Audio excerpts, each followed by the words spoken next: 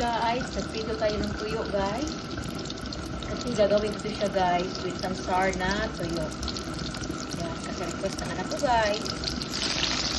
Ayan, magluto tayo ng sweet and sour na tuyo guys.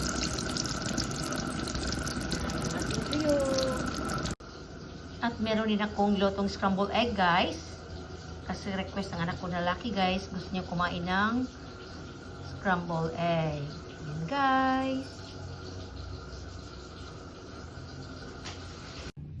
Napakasarap guys ng ating tuyo or bulad. Ayan guys. Lami kayo siya mga lalabs. Yan ang ating tuyo guys. Gagawin natin itong sweet and sour. Yan siya guys. Matabang lang siya guys. Yan kasi gusto kumain ng sweet and sour yung anak ko guys. Yan, luto ng ating bulad. Hello guys. Magluluto tayo guys ng tuyo na merong kamatis. Ating sweet and sour guys. Yan, nilagay ko na yung garlic. Idoon yung at saka itong tomato.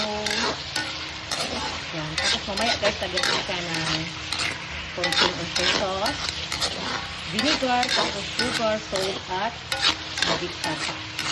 Guys, lagyan natin guys ng vinegar. Yan guys, para sa sweet and sour. Lagyan natin guys ng oyster sauce. Yan, para masarap ang ating sweet and sour na bulad. Yan guys.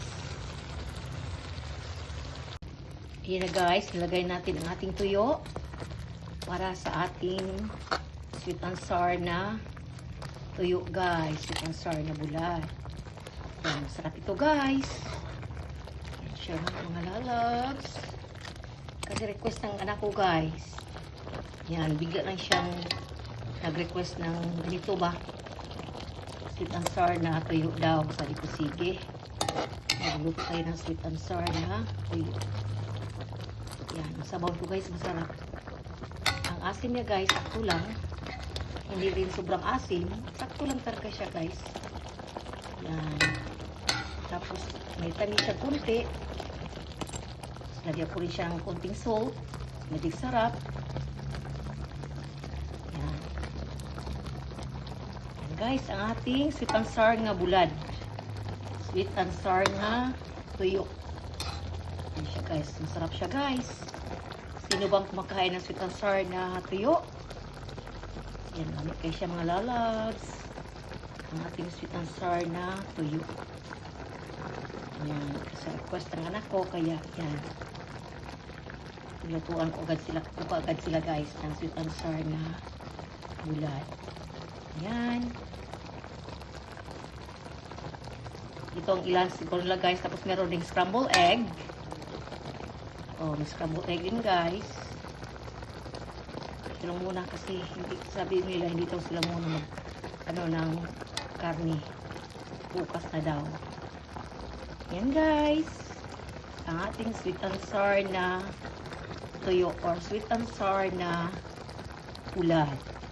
Yan, lamig kayo siya mga lalabs. Maraming kanin ang maubos nila nito guys. Yan, kasi masarap siya. Lamig kayo ang ating sweet and sour nga bulad. Yan guys. Yan na guys. Luto natin sweet and sour na tuyo or bulad. Dried fish at meron tayong scrambled egg. Yan sa guys. Ito lang muna ang kanilang i-lunch guys. Yan. Yan guys. Lamig kayo ang atong sweet and sour nga bulad.